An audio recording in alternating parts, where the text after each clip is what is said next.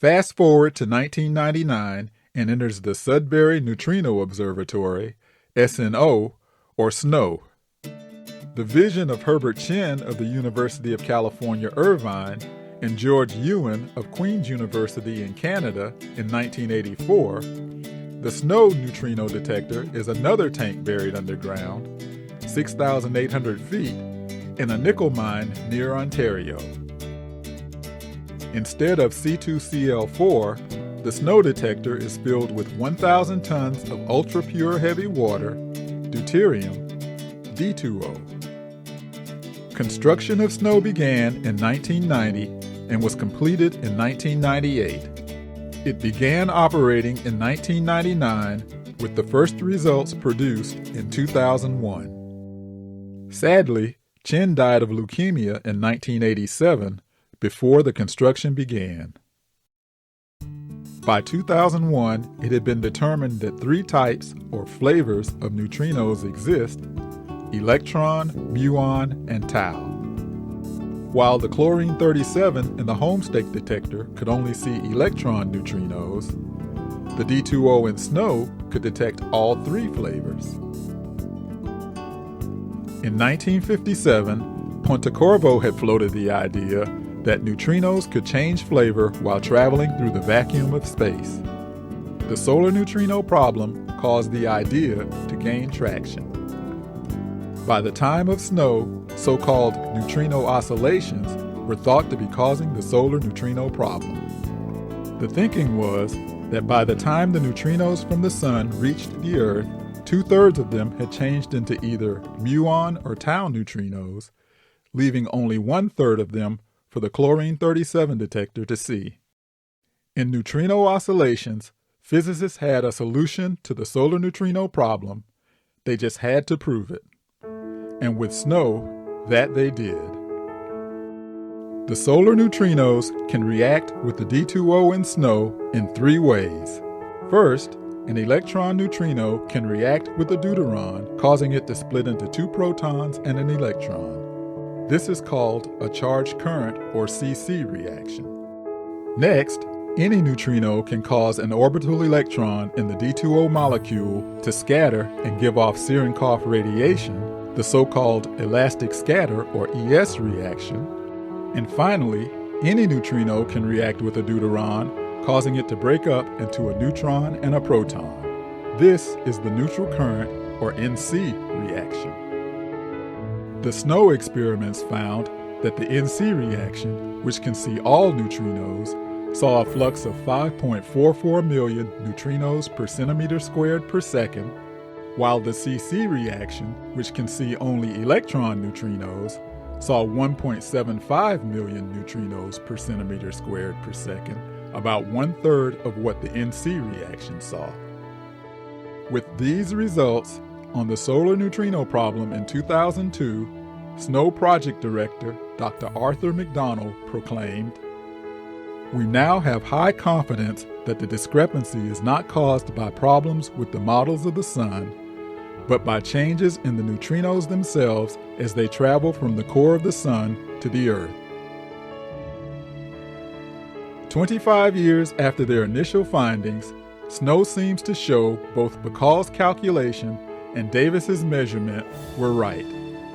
It appears 2/3 of the neutrinos that left the Sun as electron neutrinos changed flavor before reaching Earth. This solved the solar neutrino problem. Or did it?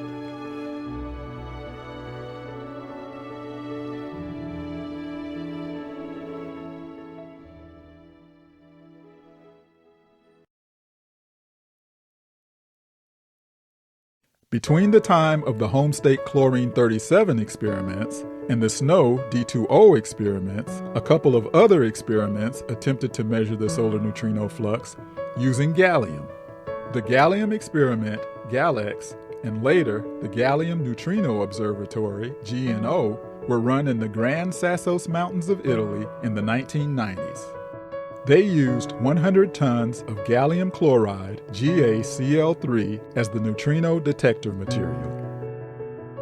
The electron neutrinos interact with Gallium-71 and GaCl3 to produce germanium-71. Like argon-37, the germanium-71 is radioactive and can be chemically extracted and counted to determine how many neutrinos the detector saw during an exposure period. Unlike chlorine-37, the gallium-71 can see electron neutrinos at energies down to 0.233 MeV, allowing it to see the neutrinos from the PP reaction the chlorine-37 could not see. Bahcall's calculation for the flux the gallium-71 detectors should see came to 129 SNU. GALLEX began measuring the solar neutrino flux in 1991 and continued through 1997, compiling 65 runs that saw an average flux of 77.5 SNU, 60% of the prediction.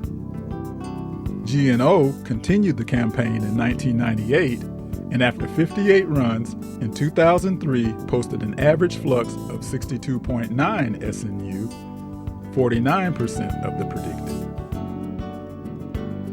The combined measured fluxes from the GALLEX and GNO detectors averaged 69.3 SNU, 54% of the predicted value, not the 33% the Homestake chlorine-37 detector saw. The other gallium experiment was the Soviet-American gallium experiment, SAGE, built in the northern Caucasus of Russia. SAGE used a gallium-germanium telescope made of 50 tons of liquid gallium metal. Like GALLEX and GNO, it relied on the neutrinos reacting with gallium-71 to form radioactive germanium-71. After 92 exposures of about 30 days each between January 1990 and December 2001, SAGE measured an average solar neutrino flux of 70.8 SNU.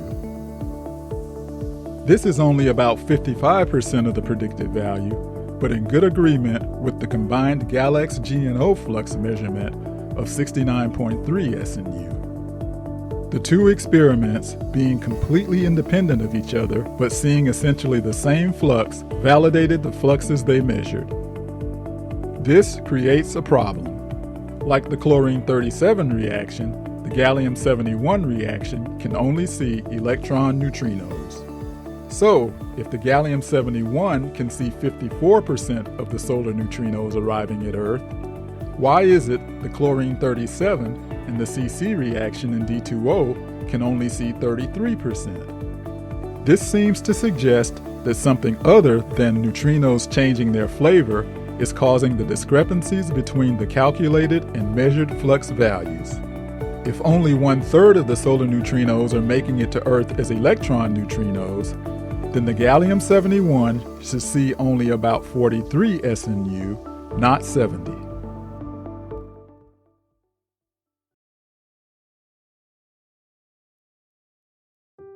To further compound the problem, in the late 1990s, another experiment, Super-Kamiokande, measured a fraction of the solar neutrino flux different from the chlorine and the gallium experiments. Super-Kamiokande, buried in Mount Akino in Japan, used 50,000 tons of ultra-pure water, H2O, to detect the solar neutrinos. The water is held in a tank 1,000 meters underground, surrounded by more than 11,000 photomultiplier tubes.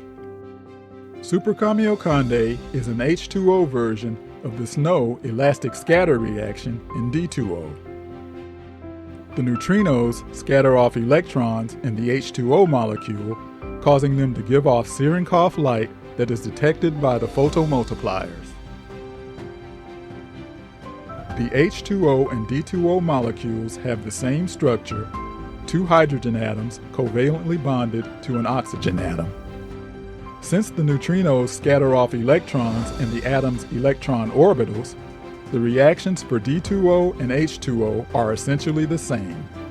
They should see the same solar neutrino flux. And indeed they do. Super-Kamiokande measured a solar neutrino flux of 2.32 million neutrinos per centimeter squared per second, compared to the SNO ES reaction flux of 2.39 million neutrinos per centimeter squared per second. Both are about 46% of the 5.44 million neutrinos per centimeter squared per second total neutrino flux determined by the SNO NC reaction. Super-Kamiokande attributes all the measured neutrinos it sees to electron neutrinos from the boron-8 reaction in the Sun.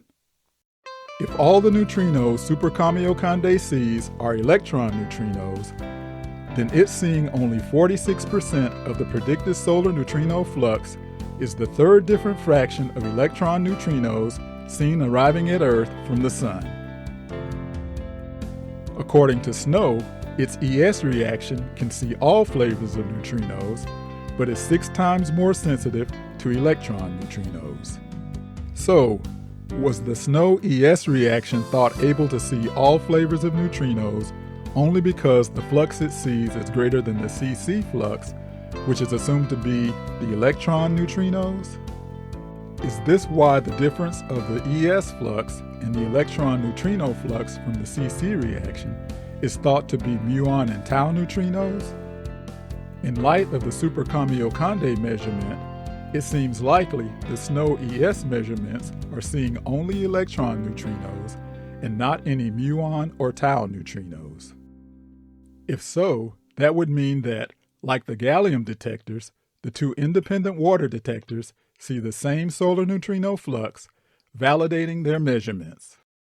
Now, the two water detectors see one fraction of the solar neutrino flux. The two gallium detectors see another fraction of the solar neutrino flux, and the chlorine detector sees still another fraction of the solar neutrino flux. 3 different kinds of detectors see 3 different fractions of solar neutrinos coming from the Sun.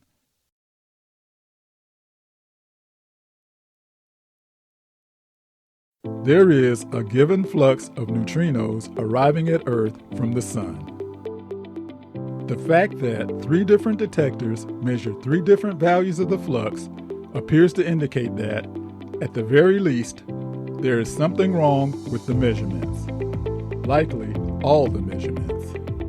Therefore, before asserting there is something mysterious and unknown about the neutrino flux, efforts should be made to reconcile the differences between the various detectors. What are the detectors really seeing? To possibly answer this question, we need to know how the neutrinos interact with the detectors. That is, how do the various detectors actually see the neutrinos? To gain some insight into this question, we must first re-examine another aspect of particle physics, the structure of the proton.